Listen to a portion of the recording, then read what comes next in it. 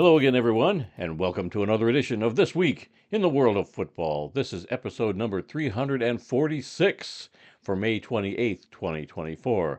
I am your host, Randy Snow. On this week's show, the LFA Championship game in Mexico is set, another team folds in the Arena Football League, and the European League of Football kicked off its 2024 season. But I'm not here all by myself. Across the table from me, as always, is my son Adam. You know, I came over today, and you had me sit down, and you had to give me a nice talking to, because you had to break some really bad news to me, and I have to crack open a cold one to cope with the fact that you're going to an arena football game this weekend without me, and I'm very sad about this. Yes. You think I want to go with your mother? No, I do not want to go with your mother. But I'm taking your Oh, mother. you put that on audio. And, and her. You better hope she doesn't hear that. She never listens to the show. But no, we happen to be going down to Kentucky, about an hour from Nashville, and her best friend from high school is living down there. We go down there a couple times a year to see her, and we just happen to be going down this week, and so she decided that I should go to the game, and they're going to tag along with me. So yes, Fun. I'm going to the game. So I will be at the Nashville Cats Albany Firebirds game this Saturday night. Well, it's afternoon. I think it's a 4:30 local time kickoff. So looking forward to that. I rubbed that in my face. Yeah, I am. It just stinks because originally that game We had talked about doing that Yeah. together, and then you had a conflict, and you Yeah. can't go that weekend, and I was like, boy, I'd really still like to go and whatnot, but I wanted to go with you because you're my football buddy. I mean, Yeah. we go to all the games together, but it just wasn't working out, and I was depressed about not being able to go. So as it turns out, I am going to go, and I'll send you lots of pictures. Oh, you better take a bunch of video, and we better be able to turn it into Randy goes to an arena football game. I will try. I will do my best. Yeah, because I mean, we can work that into something. More content's always great. Yeah. As you know, we also hit our 900th YouTube subscriber this Yes. past week. You made note of wanting to talk about that. Yes. So we've come a long way. I just got a thing literally the day we posted maybe not the day, but a couple days ago, right after we did 900, Mhm. posted everything. I got a 1 year on Facebook a post that a year ago this time we had just hit 400. So in about a year we've hit 500 I- subscribers. We've grown pretty quickly I in the think last. it was last February 12 when we months. hit 200. Yeah. And then we got 300, 400 right in a row there, and so here it's a year later, so a little over a year, we've gone from 200 to 900, and Yeah. so hopefully within the next couple months we will hit that 1,000 subscriber mark. Yeah, that's a big milestone. It's been quite a year. Yeah, I know you when we first talked about doing this, for first the podcast, we weren't even talking about YouTube at that time. Right, That was always yeah. kind of like, maybe someday down the road. Right, yeah. And here we are, all these years later, almost to 350 podcast episodes, Yep. almost to 1,000 subscribers on YouTube. It has been a fun journey. A lot of football stuff we've 7-year anniversary experience. coming up in August of our first podcast ever. Yeah, it's been. Who knew? Yes. I mean, I'll say, big, hopes that we could get to some point like this. And you were always just like, I just think it'll be fun to do a podcast. Like, that was even hard to get you to do that. Yeah, I didn't want to do this podcast. And then you didn't want Now to I do the can't stop. YouTube. And And as I've always said, you have been dragging me, kicking and screaming into the 21st century with all this stuff, and you're still dragging me yeah. around. Well, hopefully, I mean, I hope just getting the YouTube kind of set up and like stable and maybe making a little bit of money. We're not saying we're good. The goal isn't to make, gangbuster amounts of money. It's Right. like, hey, to make anything doing Right. YouTube would just be a cool achievement in and of itself. Yep. So we'll see. And then Kyle and I were already talking about some changes we could make if and when we hit 1,000 by the start of the NFL season. We talked about maybe starting to do live shows. That's my next goal. Oh Is God. I know. Like I said, I always have a goal to get to with this thing. So baby steps. Baby steps. All right. We come to you each week from the fabulous World of Football Man Cave, located right here in the center of the football world, Kalamazoo, Michigan. We're here to promote the game of football in all its many forms, past, present, and future. Our goal is to educate, inform, and entertain our listeners with the glorious buffet that is the world of football. All this while keeping a close eye on the rich history of the game. Thanks for checking out our podcast. We'd love to get your feedback on one of our many platforms: Apple Podcasts, SoundCloud, TuneIn, Spotify, iHeartRadio, and Amazon Music. So you can simply ask your Alexa device to play the World of Football podcast. We also have timestamps down in the descriptions of both the podcast and many of our YouTube videos, so you can go right to the topics you really want to listen to. You can also find our podcast in its full audio form on our YouTube channel. Just search for The World of Football Kalamazoo or use the handle at The World of Football in the YouTube search bar. You will find other selected videos on our YouTube channel, like Arena Football Weekly, Arena Football League Weekly. Yeah, let's make that distinction, please. The one that you've been doing for the last 4 weeks. You Yeah. had a week 4 video put up last week. You're going to record week 5 video either tonight or tomorrow night. It'll go up. Yep. But yeah, we're at the halfway point of the arena season. We're Yeah. going to talk a little bit today about it. I won't say there's breaking news right now, but I mean, so much is always happening with this A league. lot of carnage in the first 5 weeks of the Arena Football And I League. said it in one of my videos. I regret not doing a weekly video for the UFL, a league that's been stable and been fun to watch. And we're going to get into that league first. And I'm already looking at the daunting task of maybe doing a weekly show, maybe having you come along for the ride. Don't know yet. For doing the Canadian League once a week. I do love the Canadian Football League. Maybe doing something like that. I think that's a good possibility. I mean, do something for the CFL every week. So we're looking into that because that regular season starts up here pretty soon. Yeah. So, but we'll see. I mean, I've been loving doing these videos. I've been getting a lot of positive feedback. I really thought I was going to get some hate. There's always people, especially around the Arena League right now. There's been so many people hating it. Yep. And I thought by me putting it's not even like bias, but it's just like I'm just putting your opinion stuff out there, and it's not really some of my opinion. It is, but I'm really just putting as much information. I'm finding as much stuff as I can, and putting it out there for people who don't really know what's going on. There's so much to keep track of with this league. We'll get into some more news today, but I've been having fun doing that show. Okay. So and you were talking about doing another episode of Just Lying Around with Kyle. Kyle. We talked about that today. I asked him when he wanted to do it.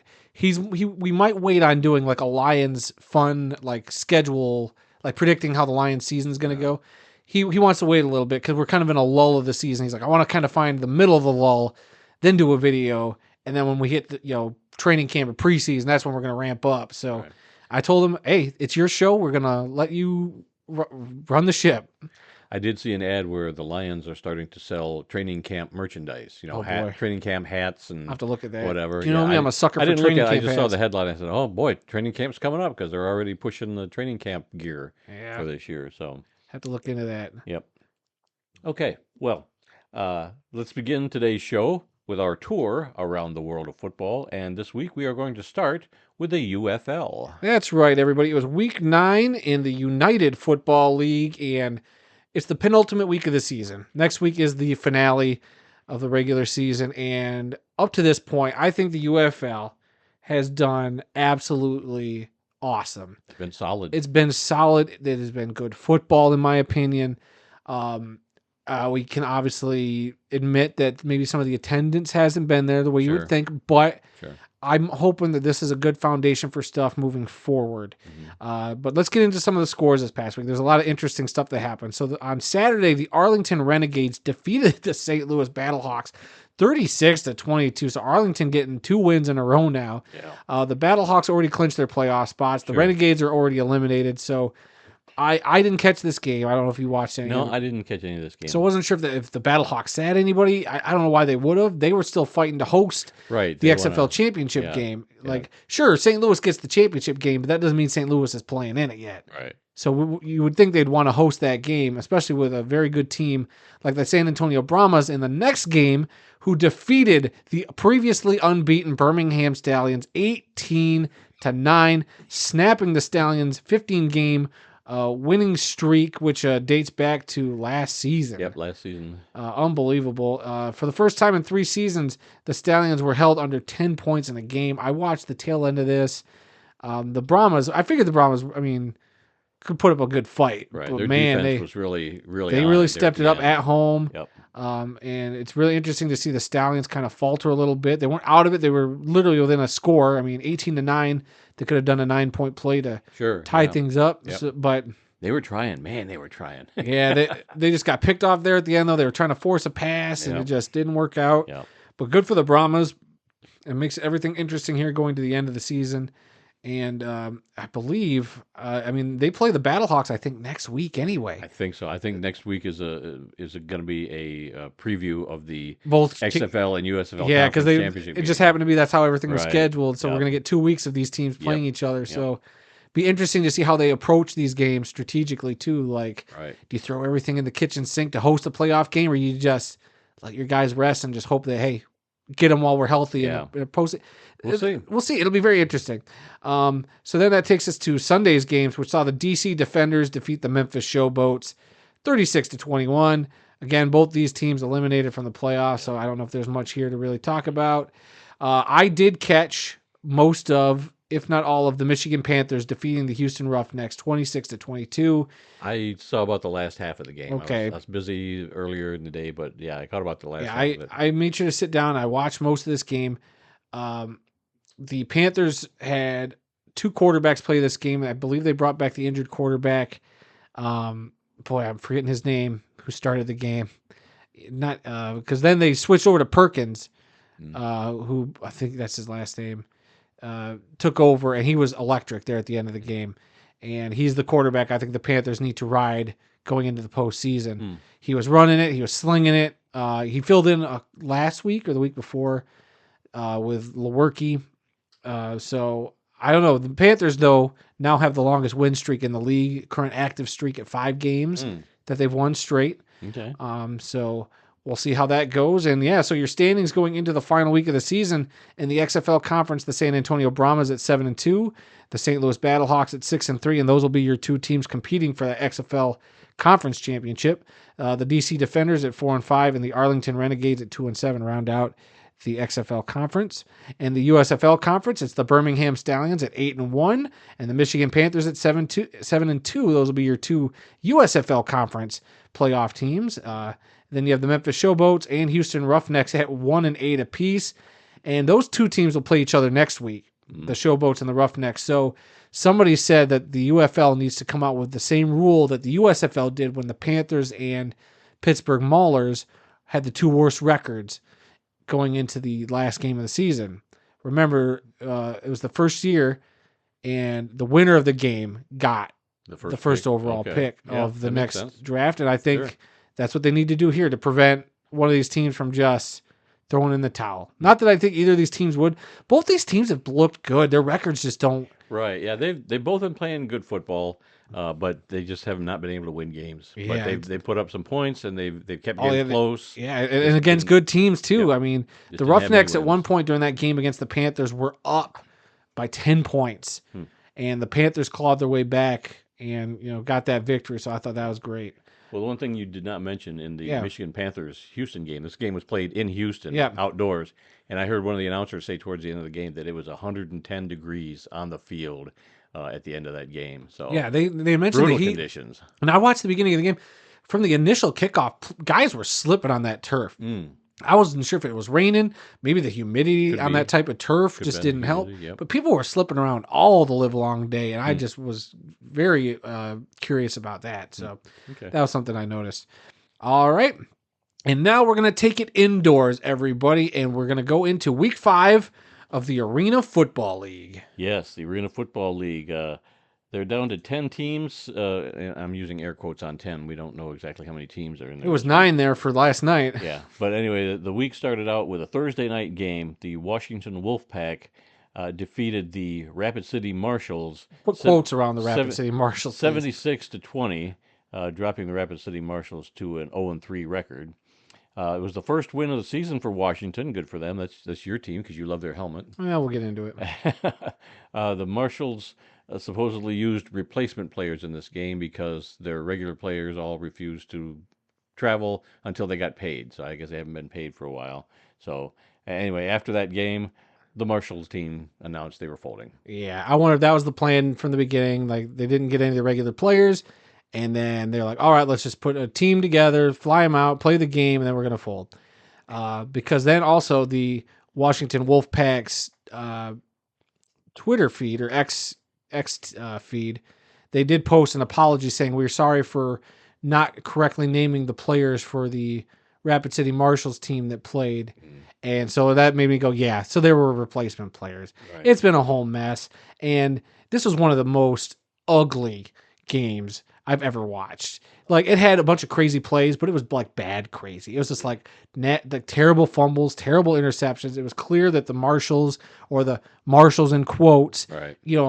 it's like they had just learned how to play the game, or at least this style of game. Right. It was really bad. Like, I follow a guy on X and Instagram, off the wall, does a lot of arena football stuff. We're very into arena and indoor football, so they're a great follow. But they were talking about all this stuff happening during this game, and it was hard to watch.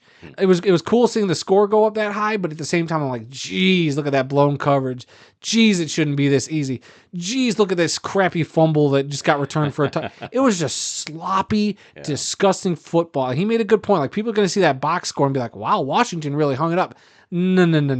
That is definitely not how this game went. As much as I was rooting for the Wolfpack, it was an ugly, just like, oh boy, I don't feel good about this win, despite it being a 56-point victory.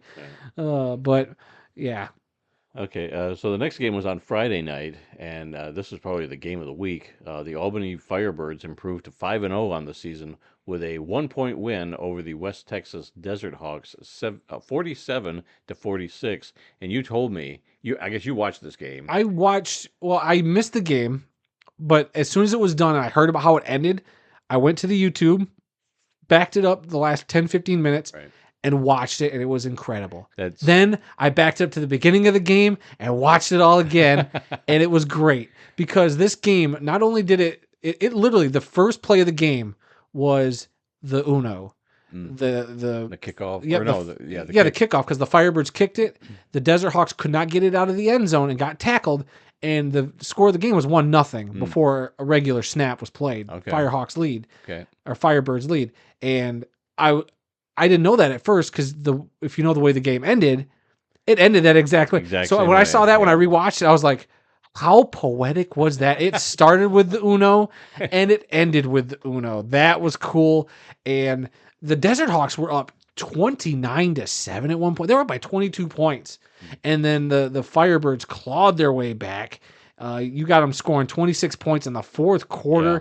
They scored 11 points in the last 11 seconds of the Yeah. game. It was absolutely crazy. And then the big controversy from this game was the mystical 4-point conversion play, which the coach for the Desert Hawks didn't know was a thing. But, people were saying, I think somebody on Twitter was a coach or somebody in the league said, oh, they added that rule later on. And Tim Capper from Arena Fan, I think, pointed out, like, no, that rule was actually in the rule book from the start of the season. And cited it and everything. Because you remember, you and I both found that PDF, but I didn't look that closely at the rules. Right. But supposedly that 4-point play has been in there from the beginning of the season. I know in the past they had a 4-point drop kick. Yeah, but this is a 4-point, like a conversion from the 10-yard line. Right, okay. Which was crazy, and it worked out for them, and it wasn't the only time we'll hear about a 4-point conversion this week. Yeah. But it just led to an absolutely crazy game for the Firebirds. I feel like the Firebirds, have been in most of their games, other than the Storm game, have been absolutely close, incredible games, worth talking about and being like, this is the arena football we want. Yeah. This is the arena football we envision. So kudos to the Firebirds and West Texas. I mean, they put up a heck of a fight too. Yeah, sure. So they got a squad down there, and they could have easily won this game. But man, I was so happy to see this. This is great. Well, when you told me to check out the end of the game, I went to the Vire app to watch the arena games, and I downloaded it a couple weeks ago, and I hadn't really used it until Saturday night. And so there were a couple of games that were live, and I was kind of like flipping. It was really, really easy, flipping back and forth between the games that were live. And then they had the Albany game still on there, so I was able to bring that up, scroll all the way, FF all the way to the end, and watch the last 10 minutes. And what an incredible ending! So I don't know if it's still on the Vire app, but I think they keep check it out if you if not there, definitely the YouTube, and that's where I think the Arena League should have gone. They should have just focused on their YouTube channels and having maybe not necessarily the teams, because like the Firebirds hosted their game on their YouTube channel live, the stream, and then the Cats have done that before. And I think the Predators, well, I don't know if the Predators have, but that's where I think they should have gone. To be honest with you, all this hope with the NFL Network to start the year, they should have just waited a year, showed that you guys got a good product. I think starting with a YouTube channel, would it have been too similar to what the indoor football league's doing? Maybe, but if it works, it works. Right. If it gets your game out there, that's all that matters. And for Right. your first season back, that should have been the way to go. Nothing against the Vire network. Like Vire's been hit and miss, and I don't know if the streams have been a result of the Vire network or if it's just the whoever's putting the streams together in the arena for teams.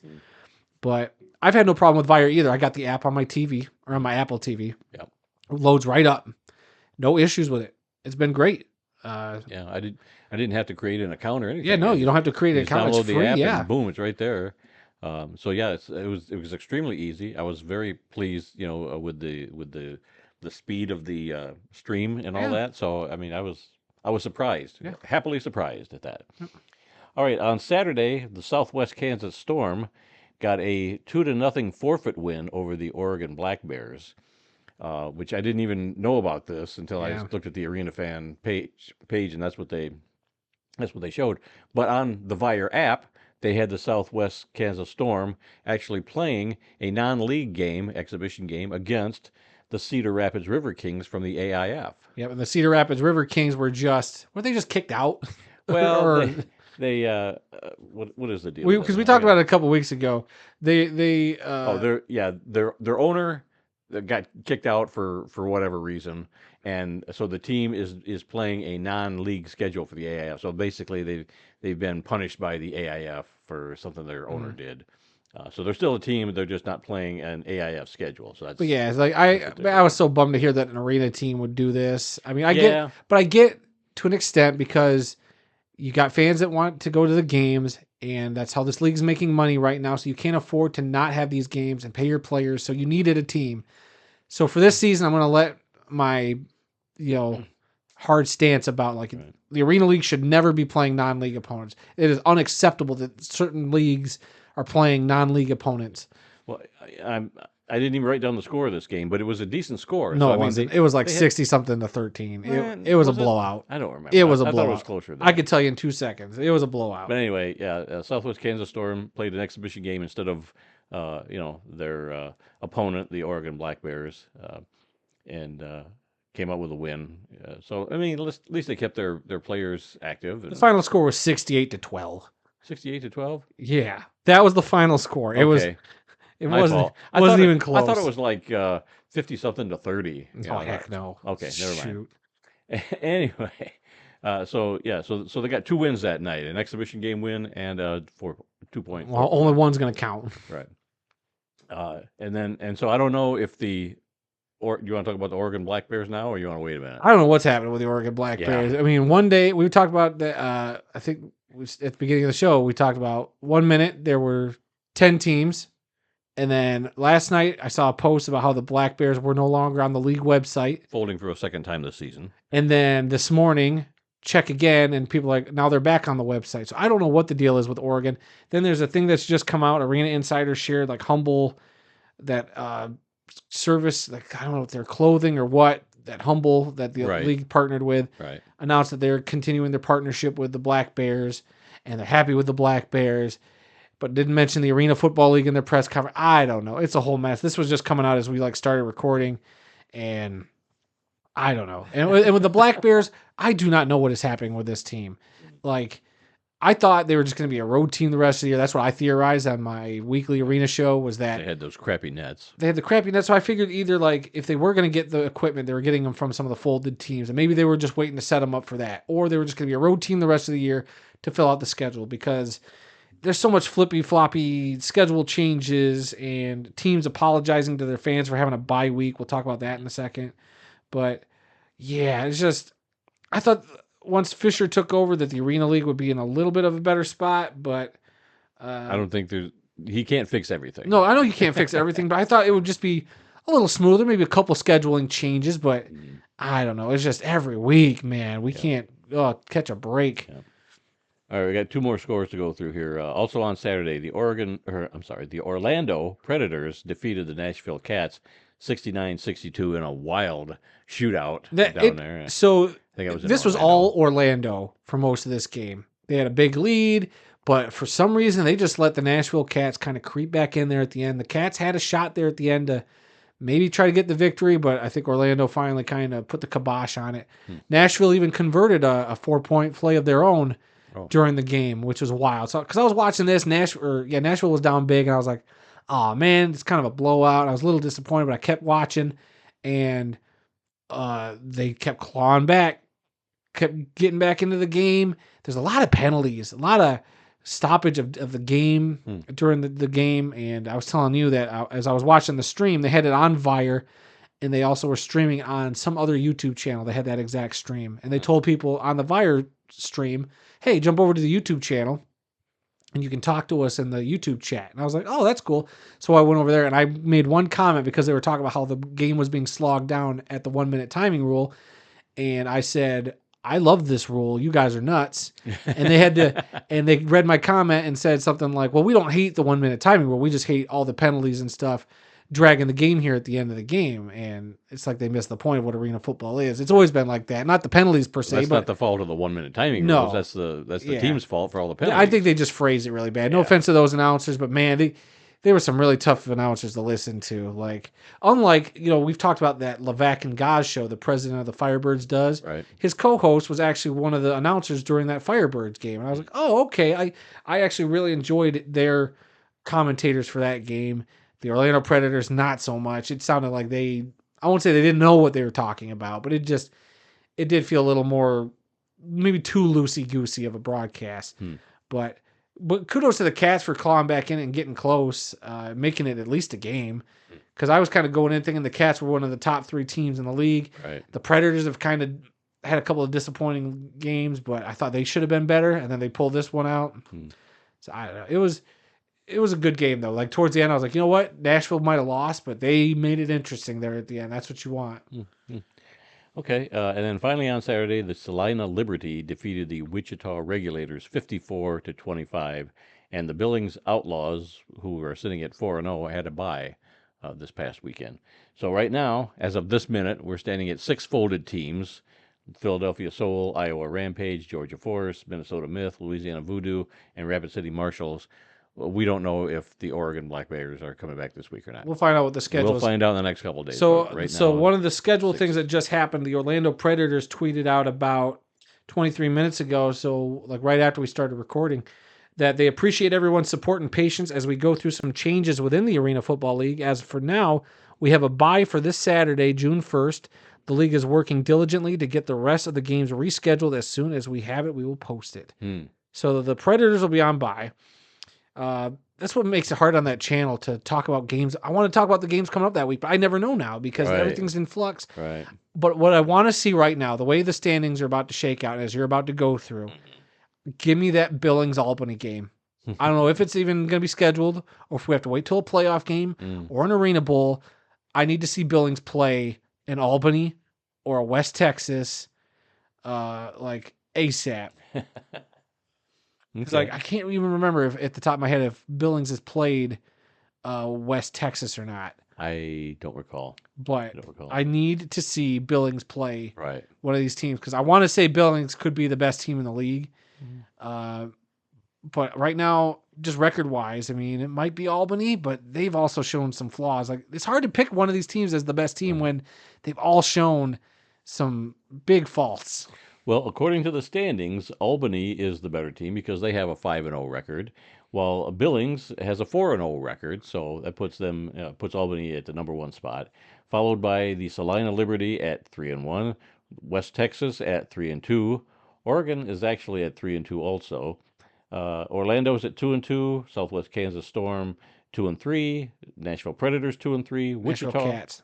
What did I say? You said the Nashville Predators. That's a hockey team. I don't know how a hockey team stuck into the Arena League. Nashville Cats 2-3. Wichita Regulators 1-3, and your Washington Wolfpack at 1-4. Yeah. So that's where things are standing right now in Did the you? Football League. That could all change It in could all 10 change. minutes. Did you see? You probably don't read any of the comments on some of the videos, but I always know. I think it was, forgive me if I say this wrong, but there is somebody who's like a frequent follower. I want to say it's Royce who follows us. He's always Oh. commented on our NFL picks videos, and I believe Right. they picked out or pointed out that I like to pick the underdog. He's like, gee, all the teams Adam picks stink. Like, remember when or they end up something happens to them, like, hey, remember the Vipers? Yeah. Oh yeah. Yeah. Oh, remember, what was the other Biggest team one. I like backed up? Oh, the Guardians in the XFL before that, and now the Wolfpack, and then the Minnesota myth, fell apart. He was like pointing out this trend I have, and I was just like, he's not wrong. He's not wrong. No, he's not. Let's move over to the IFL now. All right, that's right. The IFL, ladies and gentlemen, had their 11th week of their season. How about that? The IFL going strong right now. No cancellations so far. Well, I get that. It's hard to compare. I know. But, I mean, they are the gold standard. Friday night saw the Green Bay Blizzard defeat the Iowa Barnstormers 54-40. The Massachusetts Pirates won in a slugfest against the Tulsa Oilers 23-22. What a low-scoring game that was. The Arizona Rattlers defeated the Duke City Gladiators in a close game 55-53. Wow. The Bay Area Panthers took out the San Antonio Gunslingers 42-31. The Northern Arizona Wranglers also won in a shootout against the Tucson Sugar Skulls 60-53. The Frisco Fires got by the San Diego Strike Force 44-41. And on bye this week, the Sioux Falls Storm, Jacksonville Sharks, Quad City Steamwheelers, and Vegas Nighthawks. Look at there. You had 3 games that were really, really close. Yeah, that's what you want.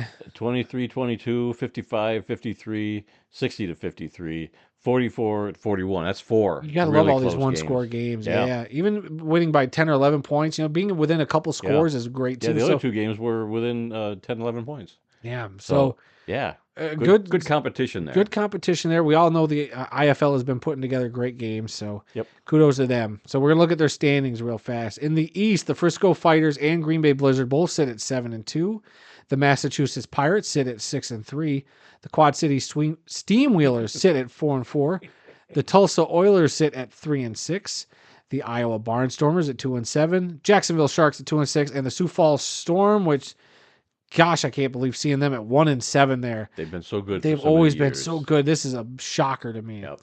All right, and then in the West, you have the Bay Area Panthers at 8-1, the Vegas Nighthawks at 7-1, the Northern Arizona Wranglers at 6-3, the San Diego Strike Force at 5-4, along with the Arizona Rattlers at 5-4, the San Antonio Gunslingers at 4-5. They've really picked up since starting off. What did they start off? 0-3, 0-4. They started off pretty rough. It seems like they're on track now. The Tucson Sugar Skulls sit at 2-6, and your lone winless team, the Duke City Gladiators, at 0-8. And we're going to stay indoors, but we're going to throw it over and talk about American indoor football. Yes, this was week 11 for the AIF, and there was one game, if you want to call this a game. The Columbus Lions shut out the Harrisburg Stampede by the score of 82-0. Wait, what? And I couldn't even find the score on their website. Somebody posted the score on Twitter or X. I saw you share that. It was inside the arena? I think so. Yeah. But yeah, 82-0. Columbus Lions. They have just been a force down there in that area for indoor football.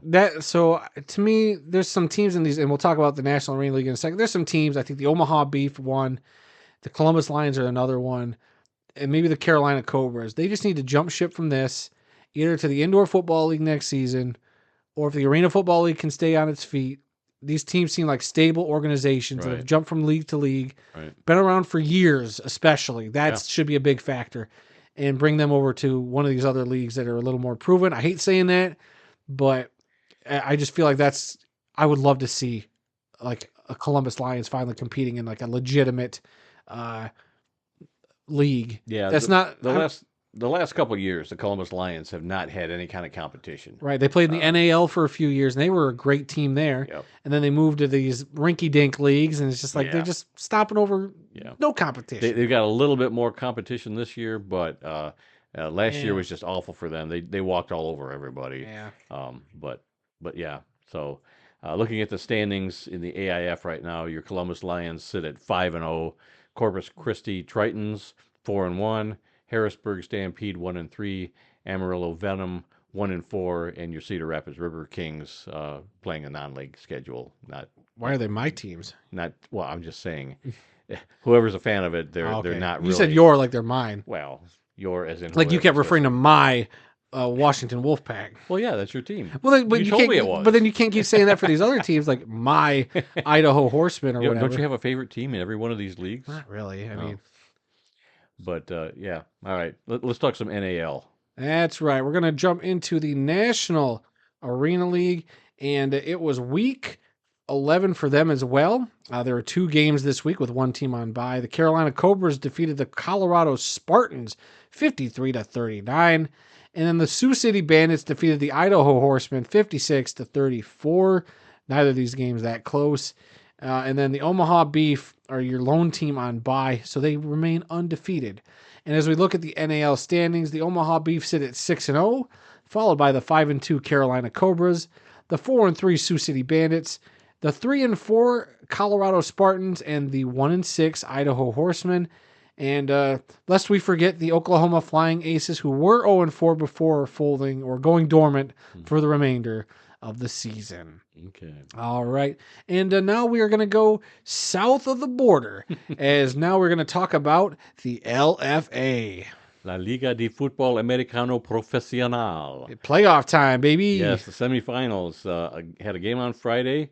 The leaders, who I guess we're going to start calling them the Warlords. Wow. Even though on their website, when you translate it to English, it says leaders, but for everything else that I've seen, they're called the Warlords. So we're going to be looking at the Warlords over the Melters, 20-12 last Friday. And on Saturday, it was the Raptors over the Mexicans, 24-17. So your championship game is set. Saturday, June 8th, the LFA Mexico City 7 Bowl. Mexico Bowl 7. Mexico Mexico City Bowl 7? LFA Mexico Bowl 7 championship game between the Raptors and the Warlords. That's coming up this Saturday. Yeah. I mean, the game itself, I forget what it translates loosely to the Mexico Bowl. So nice spiffy logo. Did you see that championship trophy? I have not. You still haven't? Oh, I put it in the graphic I sent you. But Okay. it's such a cool trophy. I'm sure by next week you're going to have to see it. Okay. It is one of my favorite football trophies out there. It's so cool. Very excited for their championship game. I doubt I'll be able to watch that game on stream. You'll be at the Cat. Well, no, you won't be at the Cats game. That's 2 weeks from this Saturday. It's a week from Saturday. I might be at a baseball game that day. Oh yeah, that's right. Yeah, you're doing that. So All right. Well, let's move on to the Women's Football Alliance. Oh, did you want to do that? yeah, it's my Okay. turn. So Sorry. the Women's Football Alliance. We love talking Women's Football Alliance. We got 3 random scores from this week.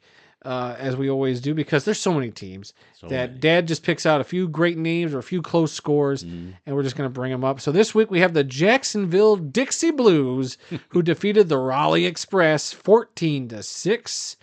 The Harrisburg Havoc shut out the Upstate Predators 12-0, and the Atlanta Rage defeated the Alabama Fire 33-14. Now, I looked at the schedule, and there was like the first week there were 23 games, and about the same the second week. This was the third week. They only had like 5 games this whole week. Huh. So those were the most Well, it being interesting Memorial names Day for- weekend, I'm Could sure be. they, Could be, but probably yeah, playing it on was that. it was very light on games this week. So hopefully they'll be back to full force next week and have 22 games again. I forget how long their schedule's supposed to be. Was it 8 games maybe? I haven't looked that far ahead. Okay. I want to say it's like 8 games. I could be wrong. I remember looking at the schedule because we were looking at eyeballing a couple of games down the road. But Right. could be 6, could be 8. I forget at the top of my head. But Okay. just glad to see they're still, chugging along. Yep. But I love that Dixie Blues name. That's a good one. Yep.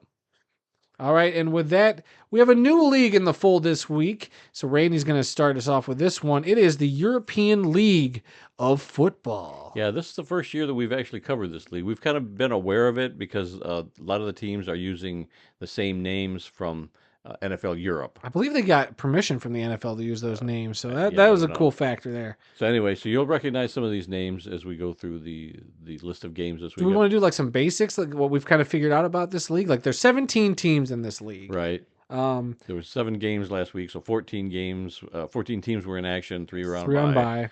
bye. Trying to think of some other notes. Something I didn't know going into this week, that the kickoff rules are like the XFL's rules. Yes. That the NFL will also be implementing this fall. Yep. I thought that was very fascinating. One thing I would also like to throw out and encourage people to do is check out these highlight packages. We're about to talk about some games.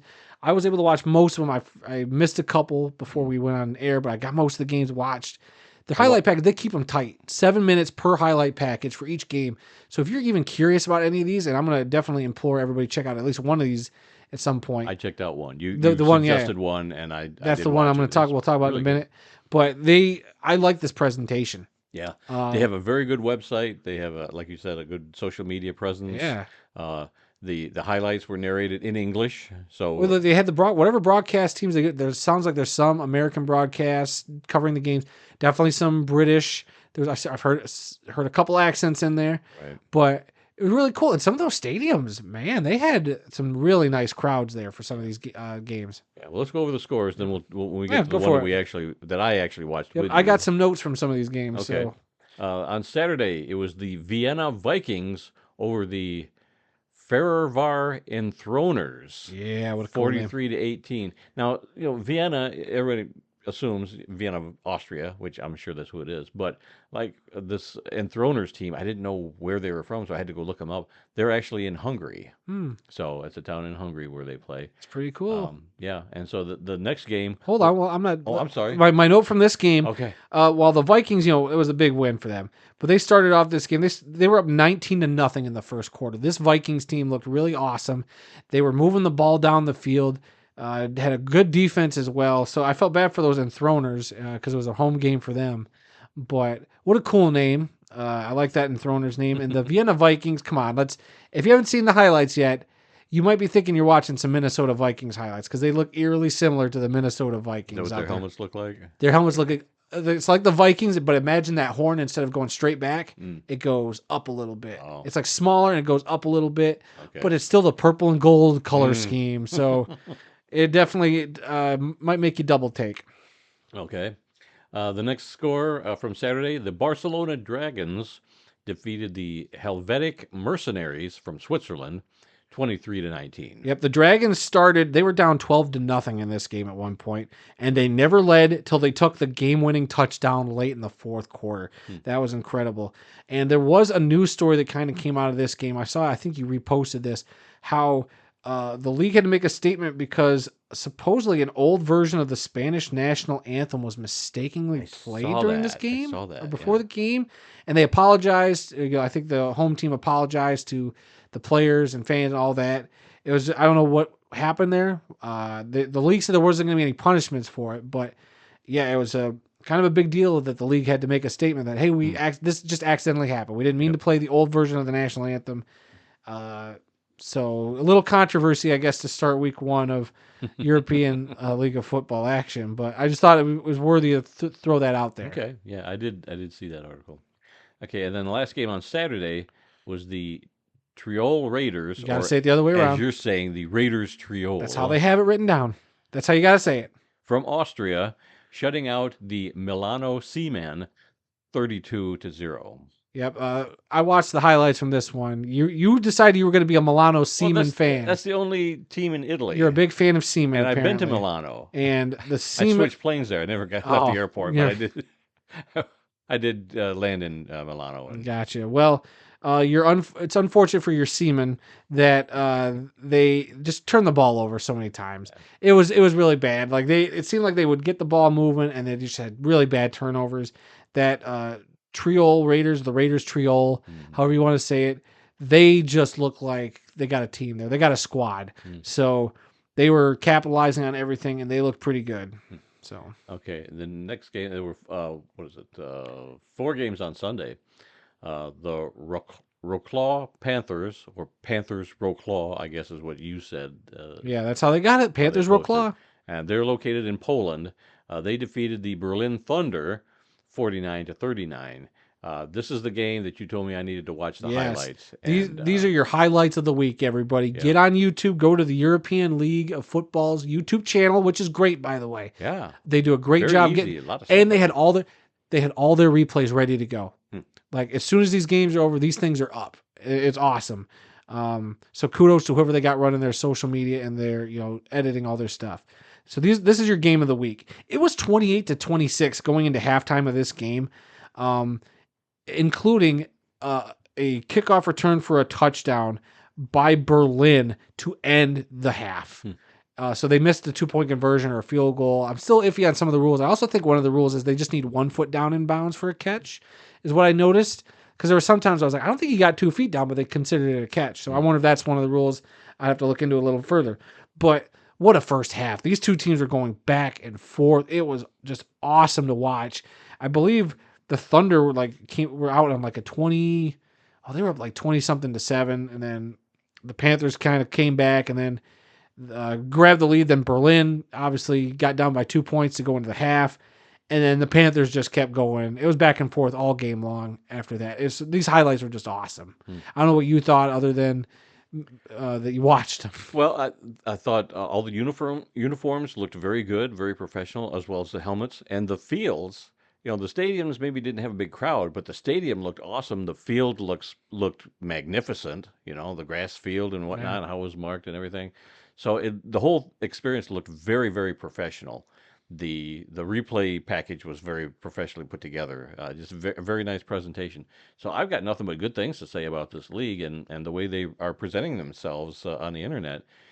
So I mean, if you're listening to us over in Europe and you know about this league, you've been following it for a while, help us out. Yeah. Help us pronounce these names. Point us out where we're wrong because we don't know what we're talking about. I want to know more about it. Just help us out with this. This is a learning year for us. Give us some history about the Vienna Vikings or the Barcelona Dragons. Some of these teams that, like I said, we recognize some of the names: Berlin Thunder and Barcelona Dragons, Hamburg Sea Dragons, whatever. We recognize those, but since they've been playing in this new league, we don't know that much about their history and whatnot. Help us out, will you? We need help. This is only this is the 4th season, I believe, for this league. Okay. So that much I know, and we're about to talk about. I think if you're going in the direction I think you're about to go in, we're about to talk about the reigning league champions here. The Rhine Fire. The Rhine Fire. Okay. So go on to that one. I got some notes from this game. All right. Sunday, the Rhine Fire defeated the Cologne Centurions 42-12. These are two teams that were in NFL Europe for a few years. And like I said, the Rhine Fire were last year's 2023 ELF champions. So they clearly back in the winning ways and look like a good team to beat this year. There was a play early on in the game, though, for the Centurions. Wide receiver Connor Weddington had a magnificent one-handed catch. I'm telling you, this is like NFL level, like one-handed catch, like defender draped all over him, and he still was able to cradle that ball in and go to the ground with it with a dude draping all over him. It was awesome, and I wanted to give that guy a shout out there for the Centurions because I was glad that I could go to that website and look up the rosters and find these guys because there's certain leagues we've talked about where you can't even find that. Oh yeah. So kudos to them for getting that out there. And I just thought it was a heck of a play. If you get a chance to go watch those highlights, this would probably be the second set of highlights I tell you to go check out. Despite it being a blowout by the Rhine Fire, there were also just so many great plays in this game too. Well, we've always talked about what leagues are we going to follow, and it depended on how good their website was, how accurate their stats were, and if you could get stats and whatnot. I have no problems whatever covering this league. I think this is a good league for us to cover because everything is right there for us. And who knows, maybe next year we could, if we get into it, a weekly NFL European League of Football show, maybe. Well, I don't know about that, but yeah, I mean, this is only week 1, and already I'm enjoying this. I'm enjoying. I like I said, I watched almost all the highlights from all the games. I've got 2. Like I said, I'll probably watch them tonight, but we're about to talk about those games. Okay. But just absolutely awesome highlight packages. Couldn't recommend, checking out this league to anybody else. Right. And real quick, go get yourself a Seaman hat from the website. They're making it really hard for me to follow that team. You did this to yourself. Well, when I saw Milano, I thought that was going to be my team before I saw what their nickname was. I mean, I just love being able to say my dad's a big Seaman fan. Shut up. All right, we got two more games to talk about from Sunday. The Hamburg Sea Devils defeated the Prague Lions 31-21. Yeah, like I said, this was one of the ones I didn't watch. I'm Okay. looking forward to watching these highlights, Okay, though. and finally the Stuttgart Surge over the Munich Ravens 27-5. And it's the Stuttgart Surge that I'm pretty sure were in that championship game against the Rhine Fire last year. So another team to keep an eye out for. Clearly, looks like they're staying in the winning. You know, obviously they lost the championship, but it looks like they got a decent team there coming out with a win to open week 1. So yeah, on by this first week, the Frankfurt Galaxy, the Paris Musketeers, and the Madrid Bravos. Yeah, looking forward to seeing them. Like I am pretty sure the Galaxy might be my team. I don't know how good they are. I've always liked the Galaxy. I always liked the Galaxy helmet, the logo. I guess I'm not a fan now because it's more of just a purple. You know, just kind of, it doesn't really have any detail to it anymore. But that might be where I'm leaning because I was actually looking at the merch, and they got a couple really good hats. I'm like, ooh boy, I might have to spend some coin and shipping to get. I don't know if they'll ship out if it actually ships out of Europe or if they have an American-based clothing distributor. But all the prices were in USD. So I'm thinking about dropping some coin for a nice Galaxy hat, to be honest with you. I'm surprised. And I'll get you a Seaman hat if you want. I'm surprised they don't have it in the euro. That's why I was Euro wondering dollar, if maybe when I got to the website, if it is American based, like some of the merchandise stuff. Well, I think even with the exchange rate, the euro is pretty close to what the dollar is anyway. But yeah, I mean, if you want, I know Father's Day is right around the corner. If you would like a Seaman hat, a Seaman shirt, a Seaman jersey, I mean, I'd be down to get you one of those. Do you want me to get you a shout out on a Seaman broadcast? No, but my question is, did you notice any cheerleaders at any of these games? I just watched the one, and I can't say I saw any cheerleaders on the sideline. I watched. Oh boy, I can't say as I have. If they were there, they weren't focused on in the okay in the replays. If you want to get me something, get me a picture of their cheerleaders to see women. To see women. Okay, now let's move on from there. And we're done with scores. And we're done talking about the seamen? Yes, we're done talking about the seamen for today. All right. How old are we? It never gets old. Okay, moving on to you heard it, folks. Randy doesn't think seaman gets old. Moving on to the NFL, I've got some news. Today is 100 days until the start of the NFL season. Man, it's going to be here before you know it. Yeah, I know. It really is. I'm looking forward to it already. And some of the matchups they've got. I mean, like the Lions playing their first 2 games against their playoff opponents from last year. Right? I mean, they're starting right off where they left off last year. Hey, it's going to be exciting. I try not to, I know I said it last year. I was like so happy with a lot of the games they had. I don't know if it's just the hype going into the next season, but just going like, oh my God, look at all these great potential games we got. And it's every year it's like this. Yep. And it's just for us, for being Lions fans, now it went from like we barely missed the playoffs the year before. It's like, well, it's exciting. We got a team and we're building.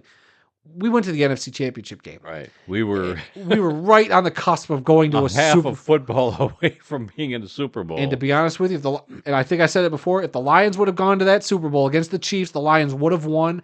Nobody can tell me otherwise. Detroit would have won that Super Bowl. Maybe. But now it'll be one of the greatest ifs. Yeah. But regardless, we didn't, so we're going to move on. Right. But it's now going into this season, it's even more exciting now. I'm like, oh my God, we were so close last year. Yep. We're going to have a target on our back. It's not going to be easy, but my God, we talked about the confidence level. Mm-hmm. Remember last year when we did our picks, we were just so confident in the Lions. I picked them every week. There was one week you didn't, and it was the first week. And even that week, I almost didn't take Detroit either. Yeah. But we were just instilled with such confidence that, is this what other positive teams feel like going into this year? We didn't know how to act last year. Yeah, having a team that... We still don't know how to act. That was winning every week, or... you knew they were going to win this game, no matter what the other team was doing. So it was just so strange. Yeah, is this how Patriots fans have felt for the last 10 years, or whatever? It was just unbelievable for Lions fans. We'll see. So yeah, 100 days, counting them down. Yeah, it'll go fast. All right, another story that you just brought up is something I guess we missed talking about Yeah, last last week week. I'm surprised we didn't bring this up. The New York Giants will be on a new iteration of Hard Knocks called Hard Knocks Off Season with the New York Giants. Yeah. It's a 5-part series following the Giants off season from January to July, covering the NFL scouting combine to free agency, the NFL draft, and team minicamps. So all that's going to be included. The series premieres on Tuesday, July 2nd on HBO and streaming on Max. Yeah, I'm very curious about this. When they announced this, I didn't realize it was different at first till you'd start digging into it. It's what an interesting angle to take. This could be more interesting than the end season Hard Knocks.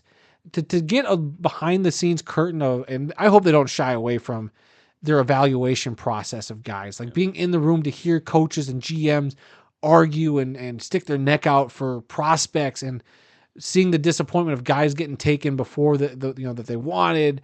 I hope they give us that amount of access. Otherwise, what's the point of this version of the show? Yeah, my first thought is I'm not gonna like this series. I didn't like the in season stuff. I do like the preseason show, but the in season I could not stand.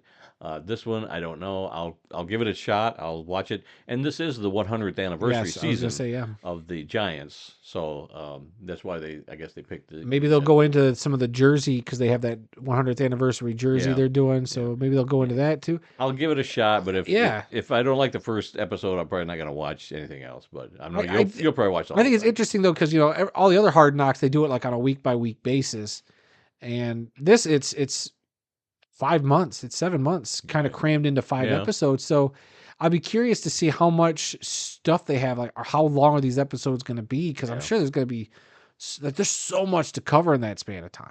So Yeah. hopefully they get it nice and tight and make it interesting enough to. Because it does feel like sometimes with the regular Hard Knocks, since they're doing it week by week, it's like sometimes they're reaching for stuff and, reaching for storylines and blowing things up that's kind of like, that wasn't really that big a deal. Like, why are we covering this? Or they find fluff stuff to kind of pad an episode. I'm hoping here it's nice, it's tight, and we get as much interesting stuff as we can fit into. Well, it's NFL films, so Oh, and they always do great. But I'm just saying that they're even gonna do a then, good job of it. the fault is, I think, that time window. It's like episodes of South Park where they do it in a week. They do an episode in a week and it airs. Right. This is they record for a week, they edit it, and they get it up the following week. It's absolutely crazy to me doing the regular stuff. So that's why with this, I'm a little more intrigued because they've been filming since January, and here we are in May. Yeah. So all that stuff they've already filmed should already be edited. They should already have a couple episodes, if not all of them, pretty much in the can, except for maybe the last episode. Right. So I'm hoping like they have enough material to make it interesting and engaging, and not have to reach and put in fluff stuff. Yeah. So All right, and the last story from the NFL today: the NFL will be employing ball optical tracking in the preseason, with plans to implement the change going into the regular season if it's successful.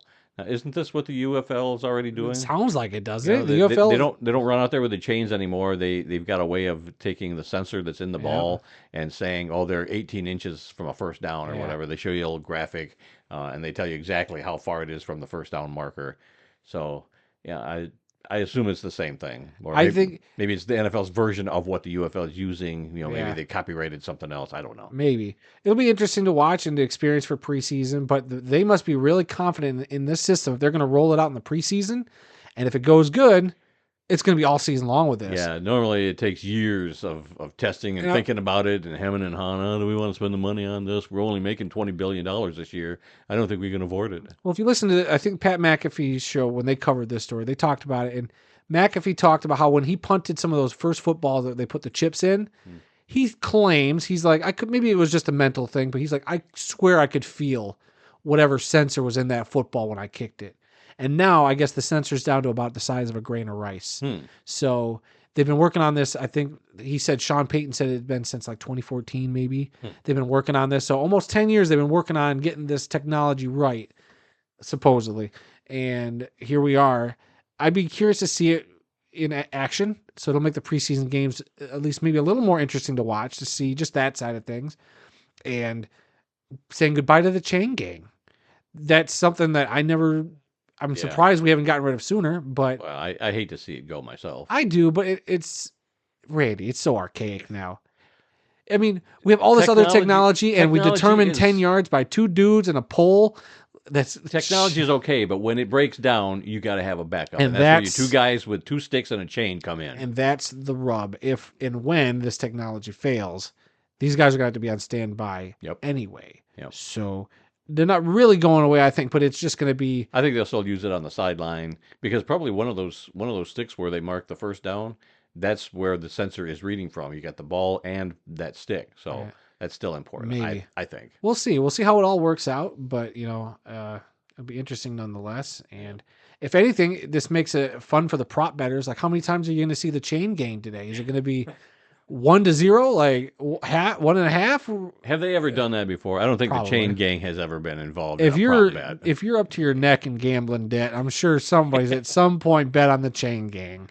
Thank God that prop bet saved my day. How many times the chain gang was going out to measure the ball? My name is Roscoe Williams, and I'm going to tell you the story about how placing a bet on the chain gang saved my marriage. I was able to put that new swimming pool in the back of my house, right by the outhouse. I even put a good old jacuzzi there in the back. Why'd we do that? I don't know. I don't know. Let's move on to It's been a long show. Let's move on to some CFL news north of the border this time. So we've already been Oh. south of the border. Now we're going north of the border. And at one point, we went across the pond over That's to true. Europe. That's true. This was the second week for preseason games in the CFL. They played those last weekend. The last preseason games are coming up this weekend, and the regular season actually begins on Thursday, June 6th, with the Montreal Alouettes traveling to Winnipeg to take on the Blue Bombers in a rematch of last year's Grey Cup championship game, which was won by Montreal. So we'll see if Winnipeg's got a score to settle with the Montreal coming into town. We'll see. Any word on if our favorite Montreal Alouette fan, Tim Capper, is going to be in attendance of this game? I don't know if he's going to be traveling to the game. He's a season ticket holder, so he's at all the home games. I don't know if he's going to travel to Winnipeg for that one or not, but we'll see. We'll see. And in the past, I've always followed these games on ESPN Plus, even if I couldn't get them on TV anywhere. So I don't know this year. I've not really heard who their American broadcasting partner is going to be. It's probably right on their website. I just haven't looked it up. But hopefully they will be on ESPN Plus. God, I'm hoping to find it. I mean, shoot. Yeah, I mean, I'd love to watch. I want to watch games. some of these games Yeah. online or whatever. All right, college football. A couple of big stories this week. A statue of two-time Heisman Trophy winner Archie Griffin will be unveiled inside of the Rose Bowl Stadium on August 17th. Griffin played 4 straight Rose Bowl games in that stadium during his college career. Ohio State retired his number 45 in 1999, and he was inducted into the College Football Hall of Fame in 1986. So, the only two-time winner of the Heisman Trophy. So, of course, he gets a statue. Yeah. I guess this is the first time he's gotten a statue. Ohio State doesn't even have a statue of him outside their That's stadium. why Ohio State sucks. Well, they should have done something for him. I mean, nobody has won 2 Heismans other than Archie Griffin, and he's from there, so they should at least have a statue of him. But anyway, they're also planning some other renovations at the Rose Bowl. They've got some sort of I didn't write this down. Like a walkway where they're going to have other statues of the other Heisman Trophy winners who played in the Rose Bowl. That's what they're planning to do, is have not a concourse. I forget what they call it. It's like a walkway or something. But this is the first of many statues to come. I think there was 12 or 14. Dang. That Heisman winners that have played in the Rose Bowl. So, all right, and then the other big story to come out of college football this week was the Power 5 conferences have agreed that they are going to start paying players. Now, this is pretty complicated. Yeah. I was reading it was like a 2-page article in the local newspaper on this. Yep, I see your 8 bullet points here, so I'm hoping that you help me navigate through this. Well, here's what I gleaned from the article. The NCAA agrees to a settlement in one of several lawsuits. I think there's like 4 different lawsuits against the NCAA over NIL and paying players and this and that. Everybody wants to sue the NCAA these days, but the main settlement for this instance is a lawsuit called the House versus the NCAA. So I think it's like Congress is saying the NFL or the NCAA is doing something wrong. And this was set to go to trial in January of this year. So they wanted the settlement so they wouldn't have to go to trial or whatever. So the schools will pay and this was put out by the Power Five conferences. So these schools will pay $2.77 billion over a 10-year period to more than 14,000 former and current student athletes dating back to 2016. Payments could begin as soon as the 2025 fall semester. The settlement still needs to be approved by the federal judge who is overseeing this case. So right now it's not a done deal. If the judge says no, I don't like this or whatever. And there's a lot of parts of this thing I don't agree sure with there's at greasy all. palms all over this. Yep. So and I'll get into some of these here. Schools can now compete for talent through direct payments. Oof. You know what I read that as? There's now going to be a bidding war for high school players by all the teams in these conferences. What? You want to sign with Ohio State? Well, they're paying you how much? Well, we're going to pay you twice that to come to Michigan and play. It's going to be a mess. You know what that says to me? It's going to make it even worse. It means it's the end of amateurism. Well, yes. It's been dying. Obviously, yes. It is dead now. Yes. Amateurism is completely dead. Yes, this as settlement. as I've been saying for a while, it is now college football needs to be looked at as pro-am. It is professional amateurs. Minor league of the NFL. Essentially a minor league of the. That's why I'm waiting for the NCAA to just be pushed aside and some new conglomerate formed, some league that makes professional college football. Like it's bound to happen. We are literally in the boat going down the river towards this right now. Yep. It might be going at a snail's pace right now, but you could see it on the horizon.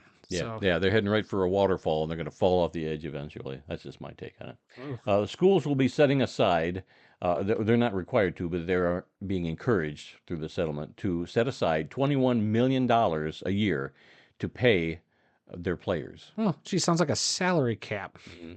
And I don't know if that's the 21 million is going to the former players or the current players or a combination of both. I don't know for sure. It wasn't that specific, but you know that's going to be going up every year, just like salary cap in the NFL. 21 million this year. Next year it'll be 25. Next year it'll be 50 million. Yeah, whatever. And so they'll just be raising ticket prices so they can pay their players now. So yeah, forget about those $50 tickets you've been paying. You're going to be paying $500 a game now. That makes me wonder. Like we go to Western games. Oh boy, you're gonna have to tell me if those ticket prices skyrocket now because of this. Well, maybe not this year, but like next year. The MAC is not a part of they're not one of the Power Five conferences. But I think this is going to trickle down to everybody else. Sure will. Yeah, because the Power Five, that's where all the money's at. Let's see. Athletes in all sports will be eligible to receive payments. So this is not just football players. We're talking baseball players, basketball players. Schools could be looking for the next players. Caitlin Clark. Like, oh my goodness. Yep. Yeah, this could be huge. And here's another thing I don't like. Schools will be left to decide how the money will be divided among their sports programs.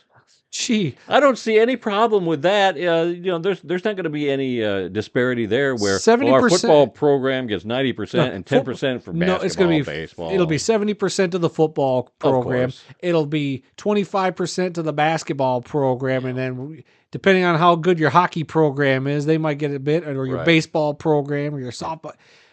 This is a mess. Good luck, lacrosse team. I don't see you getting much. Here's a couple bucks for a Coke and a hot dog on the way home from your game that nobody saw. Jeez. Let's see. What else did I pick up from this article? It's unknown at this time if Title IX laws will have to be followed under the settlement plan. So we don't even know about Title IX. Are the women going to be included in this, or are they going to be excluded, or are they going to be, well, we'll throw 2% to the, you would think it says sports team. It's up to the schools. Yeah. So that's what I'm saying. Like unless you have a really good, like some of these schools have really great women's softball teams that have been like juggernauts, or some of the women's basketball teams that have been like that South Carolina women's basketball team has been a powerhouse the last couple of years. And does it go year by year? So maybe like if the girls basketball team goes on a tear for a couple of years, they're going to get money. But the moment you lose some of those stars and your team stinks, guess we'll push 5% that would have gone to you. We're going to push it over to the chess team. They're actually winning. They're winners over there. Like it's going to be a mess. Another thing that the article said is it is unsure at this time if these athletes being paid are going to be classified as employees of the What school. else would they be? The school's paying them. Technically, I guess you would say they are an employee of the school. Yeah. Does that mean they get health benefits based on what the school's given everybody Maybe, but you know else? what that also would mean to me? They're going to sign some sort of contract, and there's going to be so much red tape Hmm. that these players are now going to. It's not going to be guaranteed money. Yeah. It's going to be, oh, you went out partying last night and got caught on video puking in a bush. Well, there's 10 grand. A fine. Yeah. It's going to be This whole chaos. this whole system sounds like a mess to me. I mean, all the people that say, "Oh, these kids need to get paid," they're probably all saying, "Yeah, about time. This is great." Well, you look into the details, and I don't like a lot of the details that I'm seeing. Look, I'm all Schools being for. able to decide, how they're going to handle this and that. Yeah, I don't I'm like all that. for the athletes getting a little more piece of the pie. Mm. When you think for years, how, like especially like between like the NCAA basketball tournament and how much revenue that generated, and you look at just the college football stuff alone, how much revenue that generates with all the TV deals, Right. with like merchandise and all that stuff. I was all for like the name and likeness stuff, especially. Hmm. These guys should get the stuff off of that. It's oh boy, now you're throwing in making them employees and essentially making them paid athletes, like with a salary cap and all that stuff now. Like they're playing in the NFL already. That just throws a whole other. They just need to tighten some things up, and it probably could be okay. But there is just so much unknown and so many question marks around some of these rulings that we have yet to be determined or cleared up that it does make it look really bad right now. Yeah. There was one other thing that I didn't put down here, and I missed it, but it was in the article. Instead of a system where they give out scholarships to players, to come play for them, now they're replacing that with something called roster limits. So yeah, we're going to be paying players, but now we're only going to have, instead of 100 guys on our football team, maybe we're only going to have 75 now because we're paying these guys. So we're not giving you a scholarship to come play here anymore, but you don't fit into our 75-man roster that we've decided That to, makes to sense have. to me. That I always, at one point, it was always nice to see college teams have that many guys given opportunities. But maybe that now paves the way for like, hey, some of these guys that would have been, a roster spot 75 through 100, now maybe they go to a max school or some other school where maybe they actually will get playing time, and hopefully that eliminates some of the transfer portal crap and this waiting period stuff that they used to have. Remember, so who knows? It's early days with all this stuff. Yeah. We'll see how it all shakes out. But Yeah, man, it's a lot. I don't know how many people actually looked that much into this. I mean, until I read that article earlier today, and like I said, it was a 2-page newspaper article where it talked about all kinds of stuff. And these are just the high points that I picked out from that article. Uh, there's a lot of this thing that I do not like. Yeah. It's just making more problems, different problems, bigger problems, and to me, it's just a way of throwing money at a problem and hoping that it'll go away. And that's all they're doing. I'm not happy with this. Until, like I said, until it becomes no longer an NCAA thing and the football part can just be maybe lifted out and become its own separate league, like I've been saying, that's the only time I think it'll be absolutely 98% rid of Yeah. a lot of issues. But you're still going to have the competing for players, the money, luring guys, highest bidder type stuff. It's where we're at. Yeah. Yep. They're gonna be bidding for players, and that's what killed the. That's why the AFL and the NFL had to merge because there was a bidding war for all these players between those two leagues, and they couldn't afford it anymore. They had to merge to stop the madness. Well, now they're creating the madness in college football. That's all they're doing.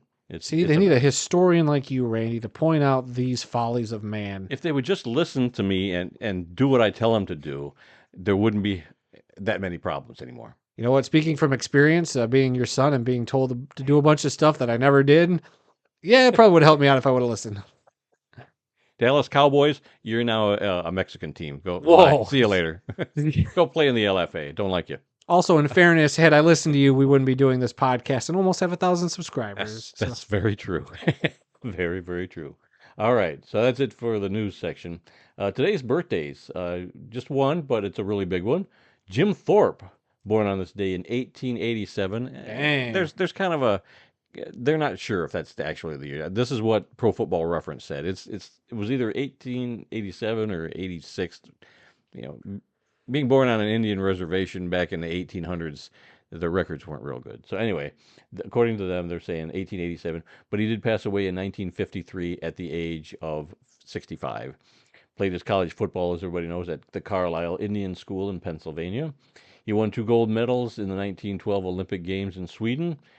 He played in the NFL for the Canton Bulldogs, Oorang Indians, Cleveland Indians, Rock Island Independents, Chicago Cardinals, and the New York Giants between 1920 and 1928. He was an inaugural member of the Pro Football Hall of Fame in 1963, and in name only, he was the first president of the NFL in 1920. They just needed a big name person when they formed this new league. So, he's got a statue there in the Hall of Fame. It's in the first room that you go into, the big circular room. He's got the statue right there. And I mean, everybody pretty much knows about Jim Thorpe. What a great athlete he was. Played pro baseball and just an incredible athlete. So anyway, today is his birthday, May 28th. And we do have a couple of obituaries today. This is where we take a moment and honor those who have made the world of football a better place. We're going to start with Dave Pivec, Pivec, Pivec. A tight end in the NFL and the Canadian Football League has passed away at the age of 80. Pivec played college football at Notre Dame and was selected in the 14th round of the 1965 NFL Draft by the Chicago Bears. However, he chose to sign with the CFL's Toronto Argonauts, where he played for 2 seasons from 1964 to 1965. He then played for the Los Angeles Rams from 1966 to 1968 and the American Football League's Denver Broncos in 1969. He finished his playing career in the CFL with the Ottawa Rough Riders in 1970 and 1971. Our next obituary is that of Bob Grant, a linebacker in the NFL for 4 seasons, has passed away at the age of 77. Grant played college football at Wake Forest and was selected in the second round of the 1968 NFL Draft by the Baltimore Colts. He played for the Colts from 1968 to 1970 and the Washington Redskins in 1971. He played in Super Bowl III with the Colts and won Super Bowl V with the team. Grant finished his playing career in the World Football League, playing for the New York Stars and the Philadelphia Bell in 1974. And our final obituary is that of Eric Upton, an offensive lineman in the Canadian Football League for 8 seasons, has passed away at the age of 71. Upton played college football for the University of Ottawa GGs and won a college football Vanier Cup national championship up there in 1975. He was selected in the second round of the 1976 CFL draft by the Edmonton Eskimos, where he played his entire career from 1976 to 1984. Upton won 5 consecutive Grey Cup titles with Edmonton between 1978 and 1982, when the team was led by legendary quarterback Warren Moon. And that's it for our obituaries. The last thing on today's show is our upcoming events calendar. Saturday, June 1st, the Arena League kicks off its inaugural season with 4 teams playing 6 players per team. Have no idea how this is going to go, but and we'll see. They supposedly are going to announce streaming partners this week or whatever. I mean, for only 4 teams. I mean, we'll see how that goes. Yep. But yeah, might be worth talking about. So add another league to the list next week, depending on how their season goes. Yep, sure will. All right, Thursday, June 6th, CFL regular season begins. Montreal at Winnipeg. Saturday, June 8th, the LFA Mexico Bowl 7 championship game, Raptors versus Warlords. Saturday, June 22nd, CFL Toronto Argonauts versus the Edmonton Elks. We are going to be at that game. Got tickets for that, so looking forward to making a trip over there and actually making it Hopefully. to the God, we better. Argonaut Stadium this time around. Also, want to go. There's a historical marker in town for the site of the very first Grey Cup game in 1909. Want to go? I got a pretty good idea where that's at. Got the address for the park. Know that the markers by the baseball field. It's kind of a like a city park now, where they played the first Grey Cup. So. Looking forward to running over and doing that the morning that we come home. So if you live in Toronto and you see a couple of Americans just lost, stumbling around, that's what we're doing. That's what we'll be doing. June 25th, our 350th episode of this podcast. Yeah, oh man. Almost 7 years, 350 episodes. We've only taken a couple of breaks. We took like 5 weeks off last year, 4 weeks off this year. Yeah. And that's been it. Other than that, we've done this every stinking week of the year for 7 years. 7 years, yeah. Mm-hmm. Let's see. Sunday, June 30th, the Arena Football League regular season comes to an end. Put an asterisk by that. Yep. Let's see. Friday, July 19th, EA Sports College Football video game is released. Thursday, August 1st, the Pro Football Hall of Fame game in Canton featuring the Chicago Bears and the Houston Texans. 3 days later, on the 3rd of August, Saturday, the 2024 enshrinement ceremonies will take place at the Hall of Fame. August 24th, the week 0 in college football. We're going to get a handful of games that week from some of the bigger schools. Yep. I think there's really only one big marquee matchup that weekend. I forget if we talked about that already or not. Yeah. But yeah, college football starts August 24th. Thursday, September 5th, the NFL regular season begins. What is that? The Ravens at the Chiefs. Chiefs, yep. In that one. Friday, September 6th, the very next night, the Eagles versus the Packers in Sao Paulo, Brazil. And I don't know what channel that's going to be on. Is that going to be NFL Network? It's a streaming, so Okay. it's either Amazon. I think Right, it's Amazon. Yeah, that's probably strictly streaming. And then Sunday, November 17th, the 111th CFL Grey Cup game in Vancouver. We also have tickets for that. God, I'm so excited for that one. Yeah. I was going to show you something on my phone here. I took a picture the other day because I've got all these tickets on my phone. Uh-huh. And let me show you here. It makes for great radio. It sure does. It sure does. Where is that picture? Well, unless you're about to show me a receipt for a Seaman hat or a Seaman jersey you've been buying during the show. No, it's not that. Oh my God, you're taking too long here. Oh, Let's here wrap it the is. show Here it up. is. I got it. There. Look at that. Uh-huh. Cats. There's my Cats tickets for this week. Your There's my Argonaut Argonauts ticket. tickets and the Grey Cup tickets. That's pretty cool. Don't screenshot that and send that out for people. And if you do, let me do it so no information gets sent out. It's a pretty cool. Yeah. But yeah, that's what we got exciting. going on. And there could be other games coming up too.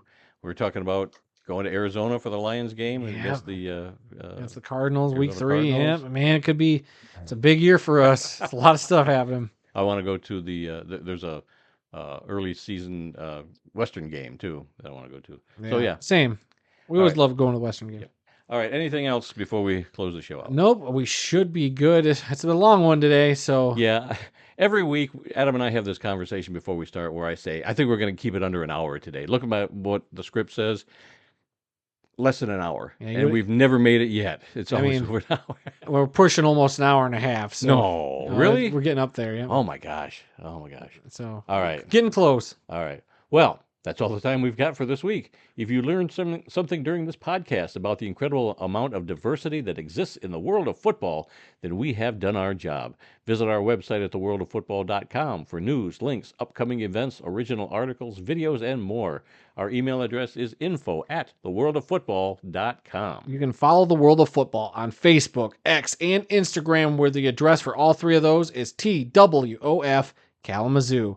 New episodes of this podcast are posted on Tuesdays and are available on SoundCloud, Apple Podcasts, TuneIn, Spotify, iHeartRadio, and Amazon Music. So you can simply ask your Alexa device to play the World of Football podcast to hear us on whatever Alexa devices you may have. You can also find the full audio versions of this show on our YouTube page. Just enter the World of Football Kalamazoo or use the handle @the World of Football in the YouTube search bar to find us. So please spread the word, subscribe, rate, review, give us a like, leave us a comment. Let us know what you think, and please come be a part of the football conversation. Yeah, we need your help to get to 1,000 subscribers in the next couple months. So please do that. Consider doing that. Tell all your friends. Tell your enemies about us. We don't care. Well, since the last time I checked, we got one more subscriber, so Woo-hoo. 907. All right.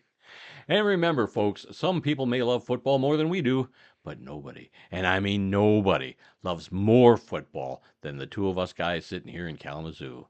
Until next time, when we'll try and do a better job. Yeah, right. I'm Randy Snow. And I'm currently going to buy my dad some Seaman merchandise for Father's Day. See you all next week.